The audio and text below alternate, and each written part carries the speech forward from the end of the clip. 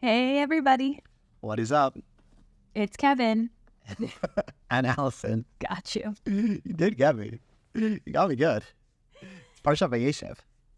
And it's almost Hanukkah. Hanukkah, we light the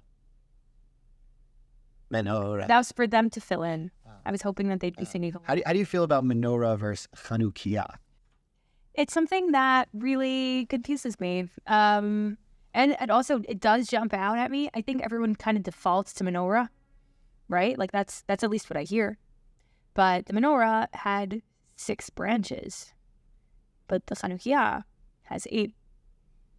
And yeah, like, is it technically incorrect to call our Chanukiahs menorahs? Probably. I don't know.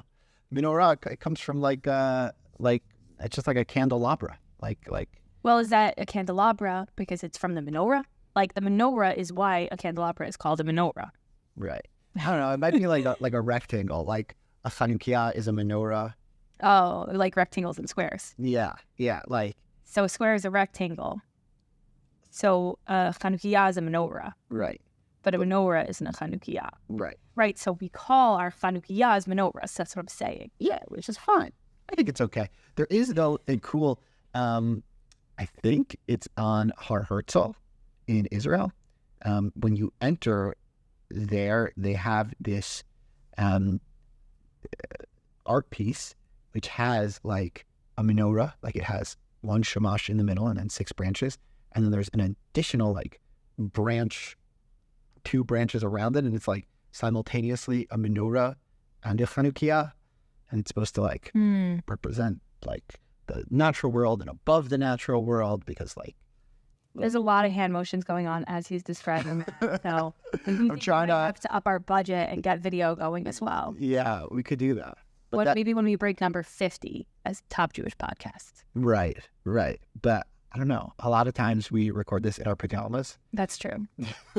So let's just use deep fakes of the videos. I don't know. I need to think. Just record neck up. Yeah. Just like. But we got to get the hand motions. That's the whole point. Right. So you put the hand motions above your head. Mm-hmm. Yeah.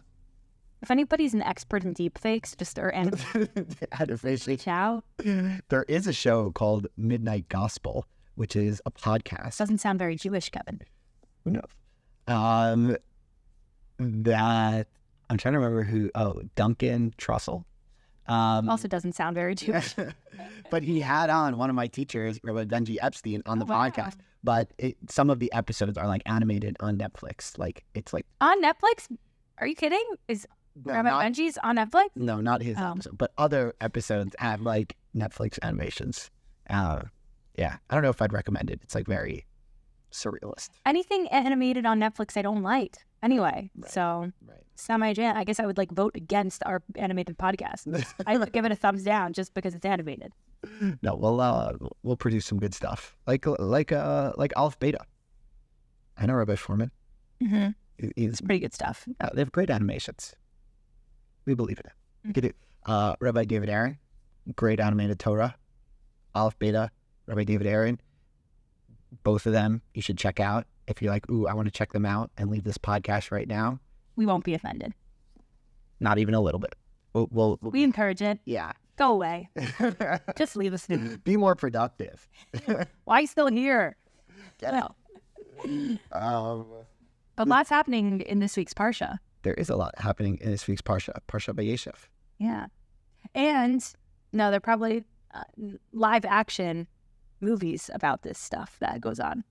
In this week's Parsha? I don't know if live action's the right term. Well, there is... What about musical? As if in a tricolored, technicolored, whatever I guess it's definitely not tricolored. There are many... Multicolored. Multicolored? Yeah. Technicolor. Yeah, there is an Israeli TV show called Hayudim Ba'im. The Jews are coming. And they have like skits about Joseph and his brothers, which are pretty funny. They are hilarious. But a lot happened in this week's Parsha. And yeah, I would say it's probably up there with like Cain and Hevel, story of like Tower of Babel. Why? Why are you grouping? And Yosef and the brothers. Those are probably my top 3 stories from the Torah. Top 3 for what? I don't know, just like most entertaining. Epic story. They're so meaty, like Joseph and the brothers and the rivalry and who did what and the lot of twists and turns. I don't know. It's very exciting. I get excited when we get to this part, especially. Well, it's in two parshas. Parsha Vayigash. Spoiler. That's one of my favorites. When like Yosef and Yehuda meet up. That was like a. Again with the hand. I think people could hear that though. It's close enough to the mic. Yeah. A very professional microphone. Mic, yeah. But anything jump out to you? Any favorite parts of this week's parsha? I like the part that every single Jewish day school skips over, and basically every rabbi ever. Well, you like the part that they skip. It's like everyone's like, "Oh, this is the worst part of the movie," and you're like, "No, this is my favorite part." Well, it's most like complicated / rated not G. Okay. So I like it just by the fact of it being like, wait, why is this in the Torah? What's going on here? Right. You like obscure things. I like, very obscure. Also a little bit of like female empowerment going on. I'm referring to chapter 38. Oh. In Genesis. A good one. Where the play-by-play essentially is Judah. You know him well. Timely name. Fourth son of Jacob. So Yehuda, which is Eden's favorite name to say because the baby across the hall is baby in her name, Yuda. Yuda. Literally, whenever we're going to our apartment, she's like, Yuda. I'm like, we can't bother them again. Even though now they're plenty happy when we stop by. But Yuda has 3 sons, and his first eldest son marries a woman named Tamar. Ooh. And the first son does something that is evil in the eyes of God. You should look at the texts. And essentially, and the Midrashim kind of explain what they did, but he is killed. So then, by Hashem. So then the second son performs a Levirate marriage. Yibum. And essentially, it's a mitzvah for a brother to go and marry the widowed wife of his brother, so that way they can continue the family name. If she didn't have kids. And so he marries her, and then he does something evil in the eyes of God and dies. And then there is the third son, but he's too young. Got some... growing up to do. Yeah, some growing up to do. And so he grows up, but the father, Yehuda, didn't give his son to Tamar. Can't blame him. I mean, track record's not looking too hot. No, there's something up with her. Yeah, so long story short, she dresses up as a prostitute, seduces him, and then takes the collateral from him because there wasn't an ATM nearby. and he ends up getting her pregnant, and then he's like, oh, Tamar's pregnant. This is crazy. And then she should die. But then he realizes that it's his baby. Plot twist. Dun, dun, dun. And then from that baby, King David comes. And Mashiach. Yeah, pretty wild. But is that a good summary? I think that was a really good summary. One critical point is, have you ever heard the idea that embarrassment is worse than death? I've heard that embarrassment is like death because there's the idea of all the blood that rushes to your face and the red. Yeah. Right. It's like all the losing blood when you're feeling all flush. But the Talmud picks up that Tamar actually doesn't ever blame Yehuda or accuse Yehuda. She allows Yehuda the opportunity to admit that it was him. So the zooming in, double click, play by play is she says, her words are, do you recognize this signet? Do you recognize this staff? This is what, the person who had relations with me paid me with or gave me collateral as. And what the Talmud says is that if Yehuda didn't come forward, then, so to speak, she was gonna take the fall, which is a really crazy idea. But where would King David come from? But from this, like, one idea is that like not embarrassing someone is such a high value, and that she took that seriously, and she was more righteous than Yehuda. So the next time you think about embarrassing someone, just think about the person that posed themselves as a prostitute to seduce their brother-in-law and then got impregnated. And then that baby was Mashiach. Yeah. So there you go. So you guys, yeah. What's another lesson from this? That specific story. Yeah. Um, Since we spent so much of our 18-minute podcast giving the play-by-play of this wild story. well, I was thinking about, just as you kept saying the word Tamar. So Tamar, what does Tamar mean? A date. A date. Not a romantic date. Yeah, like date honey. Date fruit. We say tzaddik katamar yifrach, that a righteous person will flourish like a date palm. And one of the ideas of dates is that they actually take a long time to grow. Date trees, they're not like something that, like, I don't know, first season that you plant a date tree, it's like automatically you have tons and tons of dates. And that when we say tzaddik katamar yifrach, it's like, one idea is that it takes a long time to become righteous. And that with Tamar also, we see this evolution where she marries one son, then a second son, then she has relations with Yehuda, and like, I don't know, there's something, it says, Sheva yipol tzadik vakam, that like a righteous person will fall 7 times and continue to get up. And Tamar, she had like a lot of bad luck. She married one bad guy. She married a second bad guy. And she's like, okay, I'm getting cheated out of this third brother who the dad is, Yehuda's not giving him to me. But she's like, she continues to like take action. She's like, I'm going to make the best of it. And then she's not spiteful. She doesn't, embarrass Yehuda. There's something very, very righteous about that, like, belief and like perseverance. She's been through a lot. Yeah. But when you go through a lot, sometimes it kind of just collapses. You're like, I've been through a lot. I'm just beat up. Mm-hmm. But kind of like one sign of righteousness is the righteous person falls 7 times and like gets up, and she's like, it's a little bit like the story of the Jewish people. Like, we've had a lot of bad luck, so to speak, but we believe that there's like going to be this redemptive moment for us, and like we kind of have that perseverance. Mm-hmm. So, tzaddik ka Tamar, like a righteous person is like Tamar the person, not just like a date palm that develops. So that's just like a little insight I was thinking about.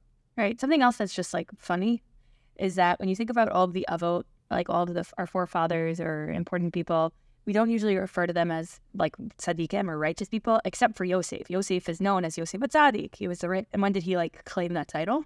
When was he granted it? I guess you could say that he was granted it when he refrained from. He was sold as to the Ishmaelim, to these Ishmaelites, and he goes to the house of Potiphar, and then Potiphar's wife tries to seduce him, Mm-hmm. and he refuses. Right. And then so in that moment, he like achieved the greatest thing that a human can ever achieve by like refraining from these sexual desires, which I just think is so interesting when we think about like righteousness. When you think about righteousness today, you're not thinking about, someone who like conquers their sexual desires. Right. But again, there's also in the story of Tamar, Tzaddik Tamar, sexual desire, or just that theme is so present, because also the Midrashim talk about what was it so evil that the sons were doing in the eyes of God, and they weren't they essentially wanted to not impregnate Tamar, so they wasted their seed instead of trying to impregnate her to keep her beauty. Right. So I do think that there is some sort of connection there. Well, another connection, like one other idea about Yosef and his righteousness, is that he forgives his brothers. That the whole story of Vayeshev throughout the entire book is a story of brothers competing and not really reconciling. Even in last week's Parsha, Yaakov and Esav, at least in the very simple level, they seem to reconcile, but they also go different directions. They don't really stay together. And Yosef, again, foreshadowing, spoiler, and a few parshas, he's going to reveal himself to his brothers, bring them into Egypt, take them under his wing, and forgive them. And you could also see that as being a mark of righteousness, that Tamar kind of forgave her father-in-law, and Yosef forgave his brothers for, his mistreatment.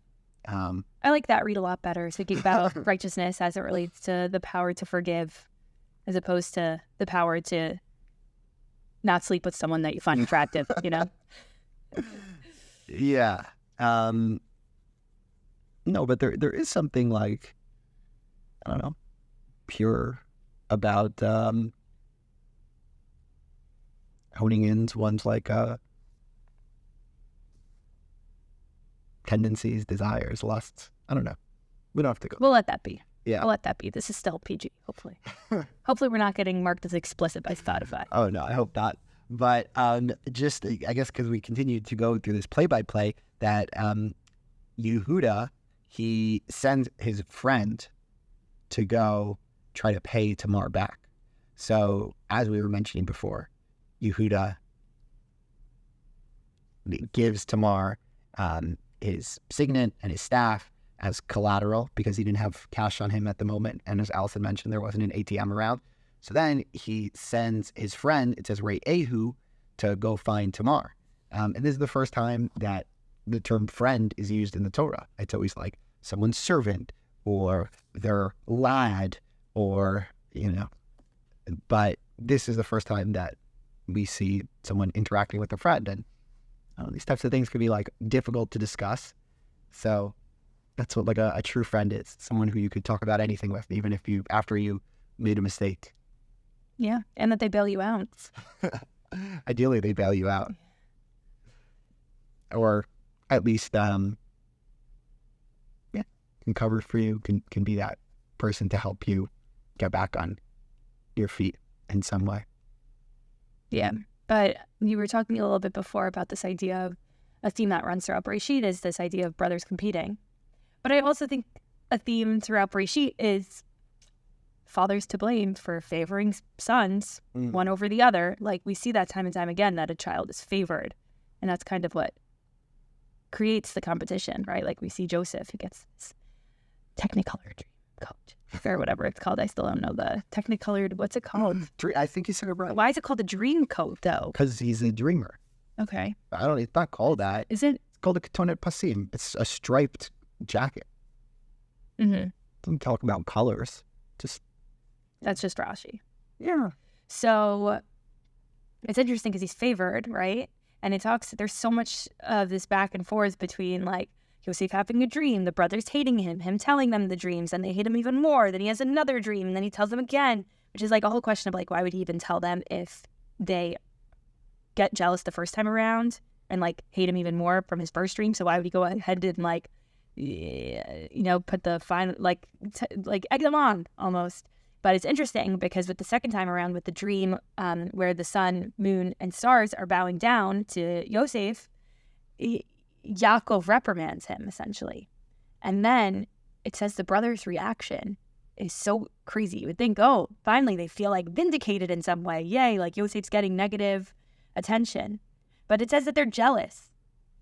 You're getting screamed at, you're getting put in timeout, and the brothers are jealous. And I just thought that was so fascinating about how people are even jealous of negative attention. And when it comes to parenting and being reinforcing healthy behavior, it's so important to just continually compliment the good and try to focus on that so that people don't try to seek through negative behavior, seek attention in any way necessary. But also, it's hard when you have 12 kids. How do you divide that attention? But that's besides. It's difficult to divide attention.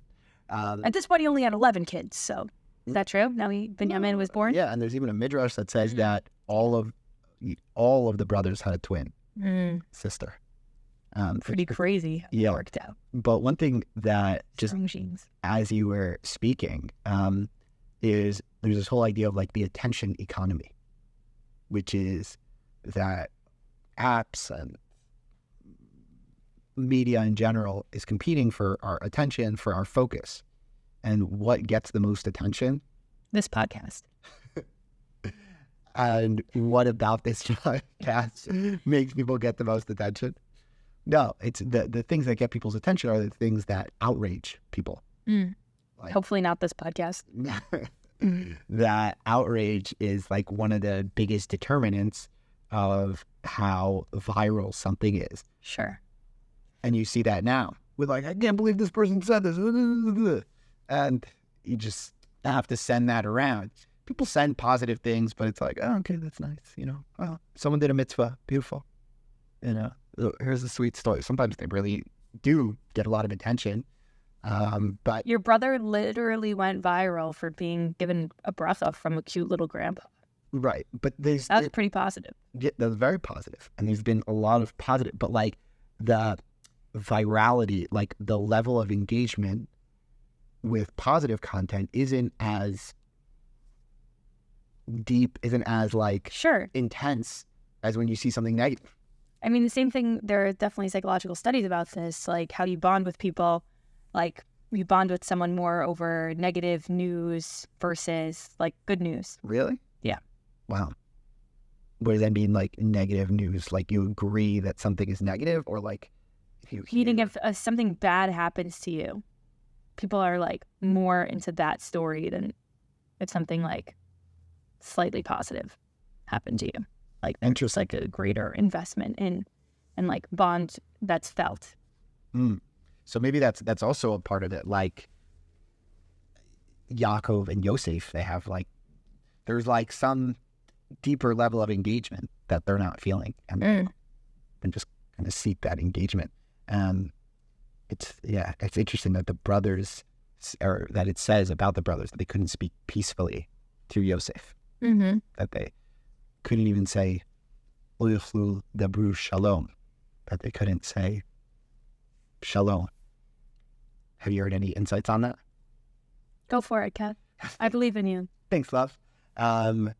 So there's a lot of ideas, but one is that if you don't have anything nice to say, don't say anything at all, and that this was okay. And that the other side of it is that